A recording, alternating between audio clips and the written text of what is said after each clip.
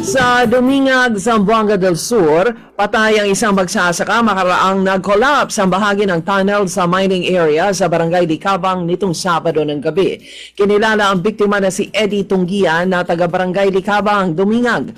Huling nakita si Likabang na pumasok sa tunnel para kumuha ng copper na may halong gold nang mangyari ang pagguho. Sa Cagayan de Oro City, sinabi ng mga negosyante na sapat ang supply ng isda sa Northern Mindanao region hanggang sa pagtatapos ng taong kasalukuyan. Hanggang sa pagpasok ng 2026, sapat pa rin ang supply ng isda. Sa riyon, ito ay ayon kay Irene Floro, chairman ng Cagayan de Oro Chamber of Commerce and Industry. Ang supply ng isda ay sa Northern Mindanao, nagmumula sa Zamboanga City at General Santos City. Sa Zamboanga City, naaresto ng Maritime Police ang tatlong mga mangingisda na gumagamit ng ilegal na paraan ng pangingisda. Kabilang sa kanilang paglabag ay ang paggamit ng dinamita at illegal fishing net.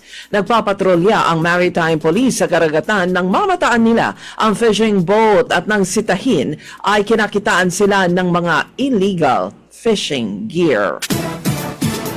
Sa Nabunturan, Davao de Oro, umaabot naman sa 680 na mga senior citizen ang tumanggap ng cash gift mula sa pamahalaan. Bukod sa mga centenarian na nakatanggap ng 100,000 pesos na cash, ang mga nagkakaedad ng 80, 85, 90 at 95 ay nakatanggap naman ng tig-sa 10,000 piso.